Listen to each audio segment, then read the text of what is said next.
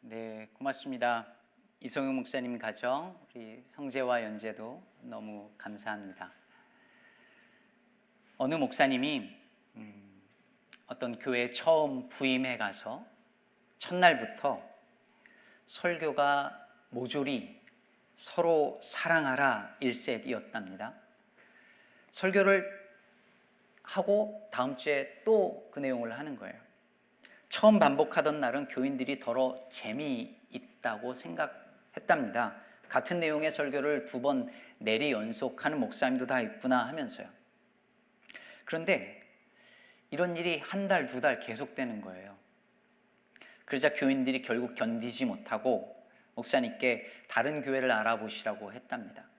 목사님께서 순순히 그러겠다고 하고 마지막 설교도 또 똑같이 서로 사랑하라는 이야기를 늘어놓았습니다. 그제서야 교인들이 크게 깨닫고 목사님 옷자락을 붙잡으면서 사정했습니다. 다른 데 알아보시지 말라고, 저희들이 잘못했노라고, 이제는 정말 서로 사랑하겠노라고 이렇게 말했답니다. 목사님이 그 다음 주에는 드디어 다른 설교를 하셨답니다. 11조는 하나님 돈이라고. 그러자 교인들이 너 나올 것 없이 모두 11조를 했답니다. 안 하면 허구한 날 또 그 소리 할 테니까. 그 목사님은 다시는 11조 얘기를 할 필요가 없었습니다. 교인들은 그때부터 기도하자면 기도하고 말 조심하라면 말 조심하고 하나님 말씀이면 뭐든지 따랐답니다. 물론 지어낸 얘기겠지요. 실제로 목사가 똑같은 설교를 반복한다면, 혹은 특히 헌금 설교를 자주 한다면 좋아할 교인들이 없을 겁니다. 어쩌면 정말 다른 교회 알아봐야 할지도 모르겠어요. 제가 첫 담임 목회를 시작한 후에 몇 년 지나지 않아서 그런 생각을 했습니다. 내가 이 교회를 떠나는 날이 오면 마지막 고별 설교로 무슨 설교를 할까? 그때 든 생각이 뭐였는지 아십니까? 헌금 설교를 해야겠다 생각했습니다. 고별 설교로 헌금 설교. 왜 그런 생각을 했을까요? 첫 번째는 그만큼 부담스럽고 껄끄러운 설교라서 가능하면 마지막에, 가능하면 뒤로 밀어놓고 싶었기 때문입니다. 많은 목회자들이 그렇겠지만 헌금 설교는 입이 잘 떨어지지 않습니다.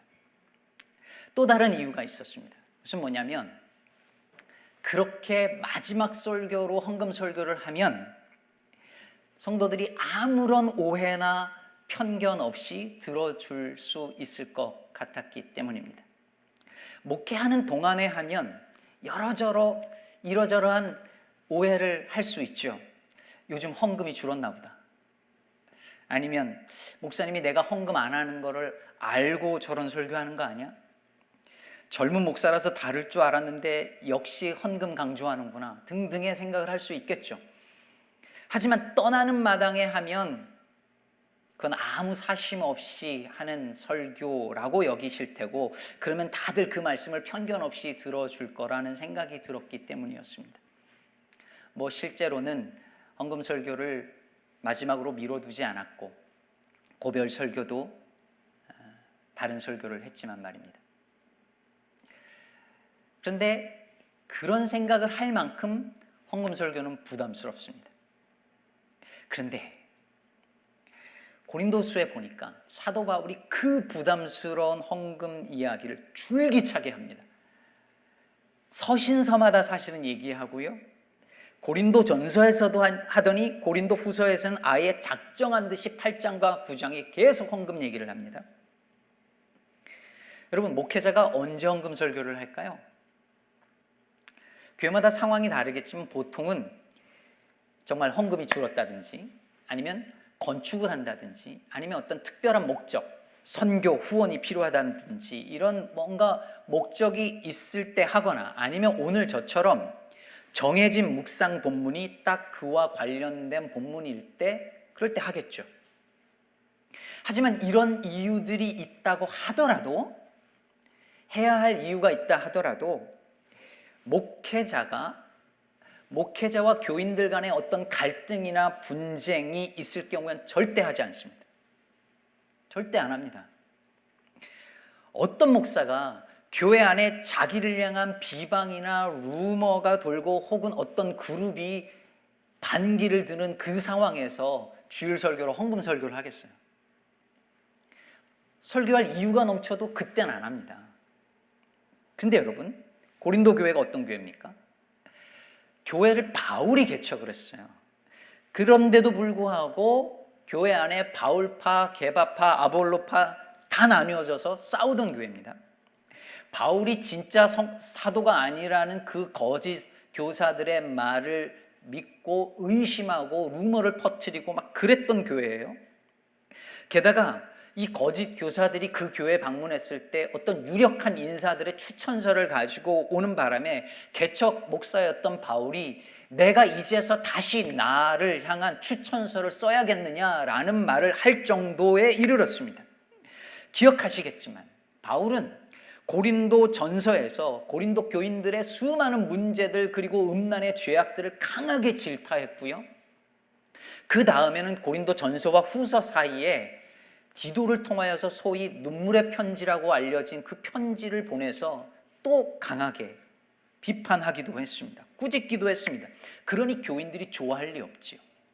물론 디도 편에 바울의 눈물의 편지를 읽고 고린도 교회 성도들이 회개했다는 소식이 들려왔지만 그렇다고 모든 갈등의 문제들이 해결된 게 아니었습니다. 그러면 이쯤에서는 화기애애한 얘기를 해야죠. 그런데 바로 이 상황에서 바울이 헌금 얘기를 꺼냅니다. 고린도 교회 성도들이요, 1년 전에 가난한 예루살렘 교회 성도들을 돕기 위한 헌금을 시작했었어요. 고린도전서 16장 2절을 보시면 이렇게 되어 있습니다. 매주 첫날에 너희 각 사람이 수입에 따라 모아두어서 내가 갈 때에 연보를 하지 않게 하라. 그러니까 고린도 교회에서 매주 첫날 헌금을 해서 모으기를 처음에 열정적으로 시작한 거예요. 근데 이게 시간이 지나면서 흐지부지 됩니다. 바울이 바로 오늘 이걸 언급하면서 그때 작정한 그 헌금 완수하라는 거예요. 오늘 읽은 본문 바로 다음 10절 이하에 보면 이렇게 말합니다. 이 일에 관하여 나의 뜻을 알리노니 이 일은 너희에게 유익함이라. 너희가 1년 전에 행하기를 먼저 시작할 뿐 아니라 원하기도 하였은즉 이제는 하던 일을 성취할지니 마음에 원하던 것과 같이 완성하되 있는 대로 하라. 여러분 대단하지 않습니까? 그럼 바울이 눈치가 없는 걸까요? 아니면 얼굴이 두꺼운 걸까요? 자기를 향한 이런 공격과 그런 여러 가지 갈등 상황이 아직 다 해소되지 않은 상황에서 작년에 작정 헌금한 거 그거 완수하라고 이걸 아주 집요하게 집중적으로 설교를 하는 겁니다. 바울이 도대체 왜 이렇게 헌금을 강조하고 있을까요? 오늘 본문의 곳곳에 힌트가 있습니다. 먼저 1절을 보면 형제들아 하나님께서 마게도냐 교회들에게 주신 은혜를 우리가 너희에게 알리노니. 그럼 지금 바울이 고린도 교회에 편지를 보내는 거예요. 그러면서 하나님께서 마게도냐 교회들에게 주신 은혜를 당신들도 좀 알았으면 좋겠다라고 하는 거죠. 근데 여기서 바울이 말하는 바 마게도냐 교회들에게 주신 그 은혜가 뭘까요? 바울이 여기서 언급한 그 은혜가 뭘까요? 2절에 나옵니다. 환난의 많은 시련 가운데에서 그들의 넘치는 기쁨과 극심한 가난이 그들의 풍성한 연보를 넘치도록 하게 하였느니라. 자, 1절과 2절을 연결해서 생각해 보세요. 마게도냐 교회 성도들이 온갖 박해와 극심한 가난 속에서도 풍성한 연보, 즉 풍성한 헌금을 한 것, 그게 뭐냐면 바로 은혜라는 겁니다. 3절과 4절도 보세요. 3절을 먼저 보면 내가 증언하노니 그들이 힘대로 할 뿐 아니라 힘에 지나도록 자원하여, 그러니까 마게도냐 교인들이 헌금을 모으는 일에 그 가난한 중에서도 힘에 지나도록, 즉 능력 이상으로 했는데, 그걸 바울이 요구해서 한 게 아니라 교인들이 자원해서 했다는 거예요. 그 다음 4절이 중요합니다. 이 은혜와 성도 섬기는 일에 참여함에 대하여 우리에게 간절히 구하니, 마게도냐 교인들이 바울에게 예루살렘 성도들을 돕기 위해 헌금하는 은혜에 동참하게 해달라고, 우리로 하여금 이 은혜에 동참하게 해달라고 바울에게 간절히 구했다는 거예요. 여기서도 헌금을 뭐라고 말하냐면 은혜에 참여하는 일이라고 말합니다. 6절도 보겠습니다. 그러므로 우리가 디도를 권하여 그가 이미 너희 가운데서 시작하였은즉 이 은혜를 그대로 성취하게 하라 하였노라. 1년 전 시작한 헌금을 완수해라, 성취해라는 말을 뭐라고 표현하냐면 은혜를 성취하라, 이렇게 표현합니다.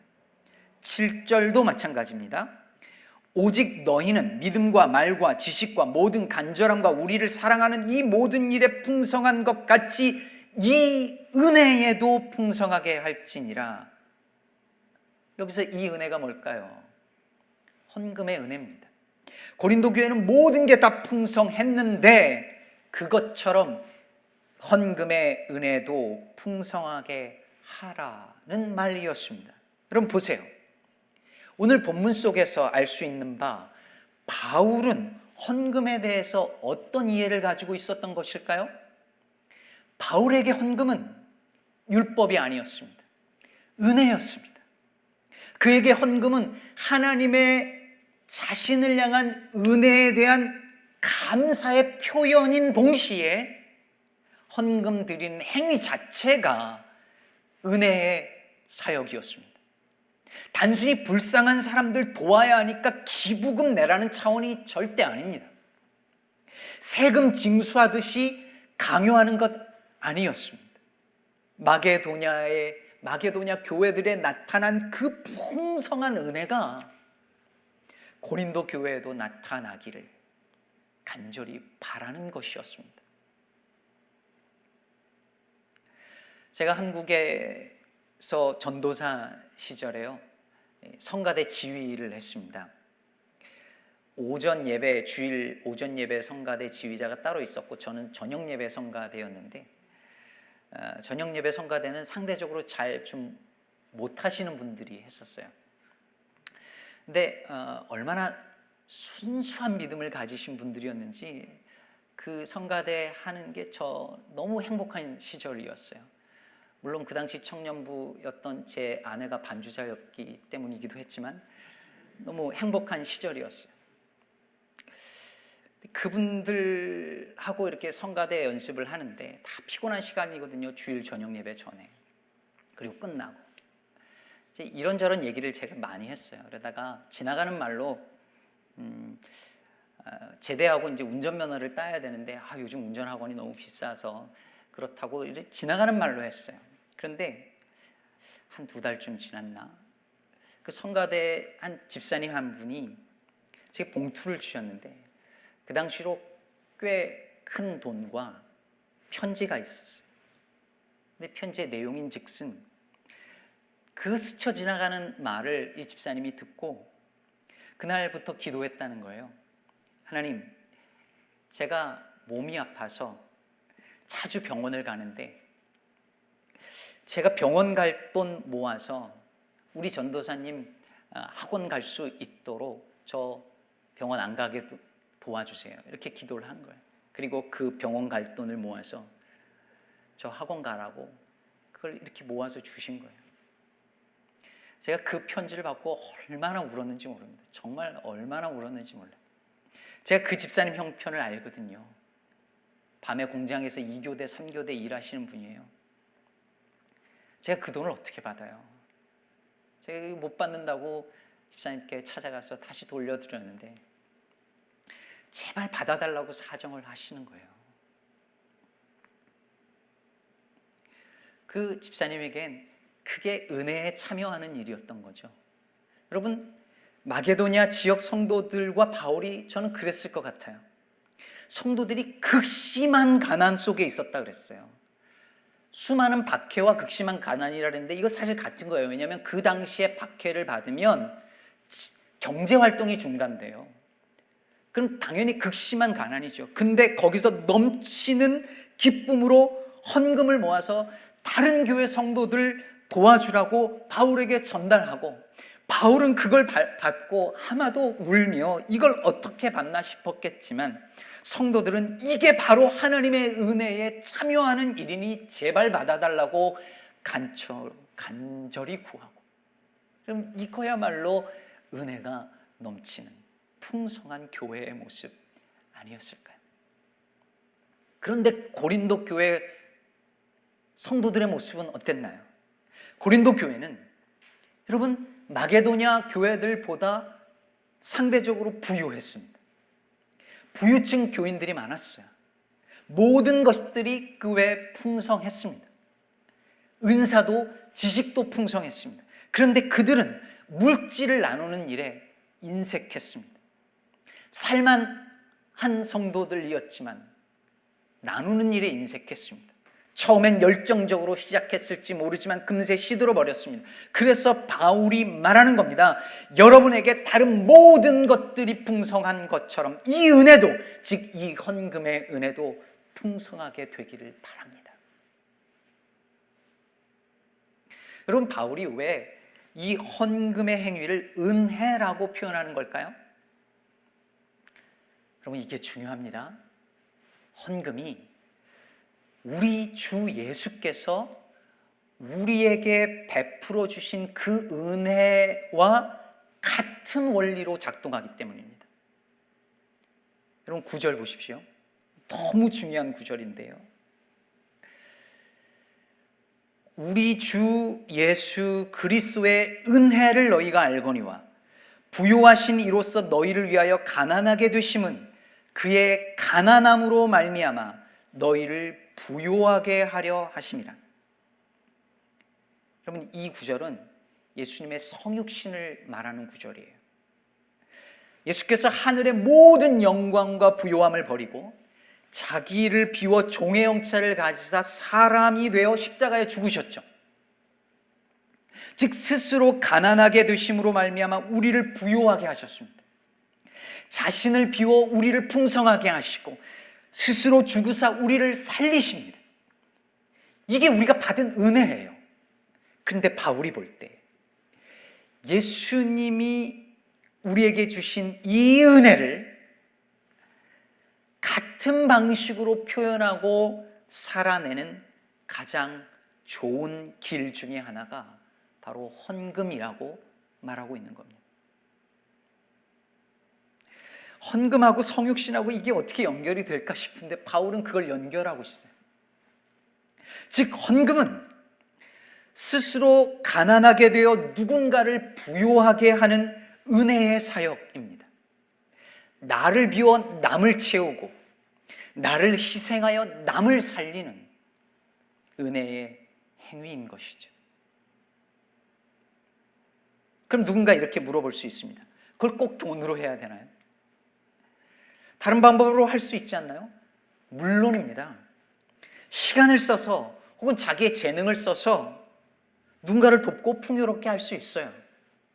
돈으로 하는 건 그 중에 한 방법이겠죠. 그러나 여러분, 성경에서 하나님과 동등하게 놓고 겸하여 섬기지 못한다라고 말한 것은 돈밖에 없습니다. 마태복음 6장 24절을 보시죠. 너희가 하나님과 재물을 겸하여 섬기지 못하느니라. 여러분, 여기서 재물이라고 한 이 번역한 이 단어는 그냥 중립적인 의미에서의 돈이 아니라 만몬이에요. 만몬은 일종의 신입니다. 돈과 물질과 풍요의 신이에요. 우린 돈을 그냥 가치 중립적인 것이라고 생각하지만 성경은 돈을 어떤 힘, 영적인 세력으로 이해합니다. 여러분, 이 만몬은 이 세상의 모든 사람들이 숭배하고 있는 물질의 우상이에요. 오늘날 이 현대 사회에서 모든 믿는 자의 싸움은 이 만몬과의 싸움입니다. 그런데 여러분, 이 만몬의 우상이 언제 무너지는지 아십니까? 재물을 예수 그리스도의 발 앞에 둘 때 만몬의 우상이 무너집니다. 다시 말해서 돈이 있어야 행복해질 수 있고, 돈이 있어야 먹고 산다고, 내 가족 행복하게 먹여 살릴 수 있다고 믿고 사는 이 세상 속에서 그 돈의 힘을 보란듯이 비웃으면서 하나님 앞에 내 수입의 일부를 바칠 때, 가난한 이웃을 위해 쓸 때, 나를 위해서가 아니라 남을 위해서 내 돈을 쓸 때에, 누군가의 빚을 탕감해 줄 때에 우리는 돈의 우상을 무너뜨리고 만몬의 지배로부터 해방될 수 있는 것입니다. 그래서 저는, 우스꽝스러운 표현인지 모르겠지만 저는 헌금 시간을 늘 만몬의 우상에게 똥침을 날리는 시간이라고 말하곤 합니다. 돈의 힘으로 인간들을 다 컨트롤하고 있는데 그 앞에서 보란듯이 찬송 부르면서 헌금하는 겁니다. 이 돈이 없으면 죽는 줄 알고 사는 것이 인간들의 대부분의 삶인데, 크리스찬들이 삶과 죽음이 돈의 힘에 달린 것이 아니라 하나님께 달렸다라고 정말 그렇게 믿는 겁니다.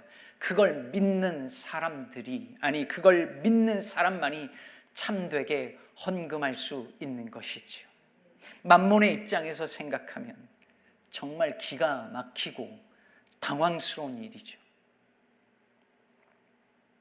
여러분, 그러니 이 헌금의 행위가 어찌 즐겁지 않을 수 있겠습니까? 예수 그리스도의 은혜에 동참하는 일인데, 은혜를 성취하고 풍성하게 하는 일인데, 게다가 돈의 우상을 무너뜨리고 온 세상을, 아니 나를 지배하고 있는 그 만몬의 지배로부터 벗어나서 오직 예수 그리스도만이 나의 주요 그리스도라고 고백하는 시간인데, 그게 얼마나 기쁘고 즐겁고 감사한 시간이냐는 말입니다. 리처드 포스터의 저 유명한 책 돈, 섹스, 권력에 보면 저자가 한 경제학자의 말을 빌어서 이렇게 말합니다. 힘의 한 형태로서의 돈은 그 소유자와 너무나 밀접하게 연관되어 있기 때문에 우리는 우리 자신을 내주는 일 없이 지속적으로 돈을 내줄 수 없다. 돈이라는 건 우리와 너무 밀접하게 연관되어져 있어서 돈을 내어줄 때 우리는 우리 자신을 내어준다는 거예요. 여러분, 이게 오늘 바울이 그대로 그걸 말하고 있어요. 5절 보세요. 마게도냐 교인들의 헌금에 대해서 이렇게 말합니다. 우리가 바라던 것뿐 아니라 그들이 먼저 자신을 주께 드리고 또 하나님께 뜻을 따라 우리에게 주었도다. 그 마게도냐 성도들이 단순히 돈을 드린 것이 아니라, 단순히 돈을 우리에게 가져온 것이 아니라 그들 자신을 하나님께 드리고 그들 자신을 믿음의 형제 자매들에게 내어준 것이라는 말입니다. 그러므로 사랑하는 여러분, 헌금은 단순히 돈을 드리는 것이 아닙니다. 내 존재를 하나님께 드리는 것이요, 도움이 필요한 성도들이나 형제나 자매들이나 도움이 필요한 이웃들에게 나 자신의 일부를 떼어주는 것입니다. 그래서 여러분, 교회에서 목회자들은 물론이요, 교회의 재정을 맡은 분들은 이걸 잊지 말아야 합니다. 돈 버는 일이 어찌 쉽겠습니까? 그 돈을 내어주는 건 자기 생명을 떼어주는 거고 자기의 존재를 일부를 떼어주는 일이에요.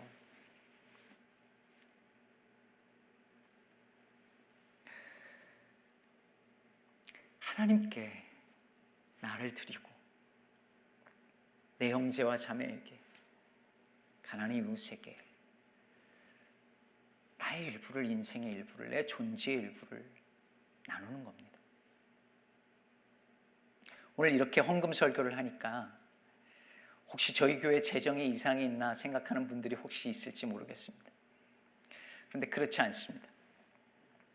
다른 교회들 들을까봐 사실 이런 말 조심스럽지만 코로나 사태 이후로 지금까지 모든 성도님들 다 어려우실 텐데 교회 재정은 예년과 비교해서 별 차이가 없습니다. 오히려 올해 구제 사역은 더 활발하게 진행되어 왔습니다. 담임 목사로서 그게 얼마나 감사한 일인지 모릅니다.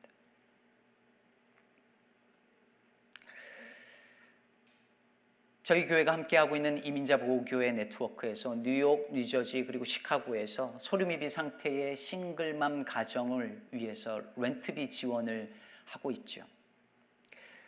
그 지원을 받은 한 가정에서 이민자 보호교회 네트워크 앞으로 편지를 보내왔습니다. 내용을 디테일하게 다 소개할 수는 없지만 코로나 사태 벌어지고 나서 바로 실직을 하고 생계 유지도 어려운 거죠. 그래서 한국으로 돌아갈 수밖에 없고 아이들도 여기서 공부 포기하고 돌아갈 수밖에 없는 상황에 놓였던 거예요. 근데 저희의 그 크지 않은 헌금으로 한국으로 돌아가지 않아도 되게 됐고 아이도 다시 여기서 한국 가지 않고 공부할 수 있다는 얘기를 듣고 얼마나 기뻐했는지 모른다고 편지가 왔어요. 그 가정 입장에서는 이게 하나님 도우심이라고밖에 생각할 수 없다는 얘기를 하시는 거예요. 여러분, 우리의 헌금으로 이런 일들이 일어나는데 어찌 기쁘고 즐겁지 않겠어요? 한 사람이 살고 한 가정이 살아날 수 있는데. 오늘 말씀을 맺기 전에 한 가지 부탁이 있습니다. 경제적으로 어려운 분들이 오늘 이 설교를 듣고 절대로 죄책감 갖지 않으시기를 바랍니다. 그런 분들은 헌금 안 하셔도 괜찮습니다. 정말 괜찮습니다. 아니, 오히려 그런 분들은 교회의 도움을 요청하셔야 합니다. 교회에 나 어렵습니다 라고 말하는 것이 절대 이상하거나 부끄러워 주저하는 분위기가 되어서는 안 돼요. 근데 오늘날 교회에서 그게 쉽지 않죠. 교회 안에서 서로를 돕고 자기를 비워 누군가를 풍요롭게 하는 그 일들이 자연스러워지는 것, 그게 진짜 교회다워지는 일입니다. 사랑하는 여러분, 오늘 설교는 단순히 헌금 잘 하십시오 라고 말씀드리는 설교가 아닙니다. 헌금이라는 행위 속에 담겨진 은혜를 알고 그것이 어떻게 복음과 연관되어지는지를 알고 바로 그 은혜가 풍성한 교회가 되었으면 좋겠습니다. 교회에서 헌금 얘기하면 교회의 욕심으로 비추어지지만 오히려 헌금은 자기의 욕심을 버리고 자기의 욕망을 버리는 연습을 하는 행위입니다. 우리를 비워 누군가를 채우고 풍요롭게 하고 우리를 가난하게 하여 누군가를 부요하게 하는 참으로 근사한 일들이 우리 교회 안에 넘쳐났으면 좋겠습니다. 그래서 이 헌금 시간이 예배 시간에서 가장 신바람 나는 시간이 되기를 주의 이름으로 축복합니다. 기도하겠습니다.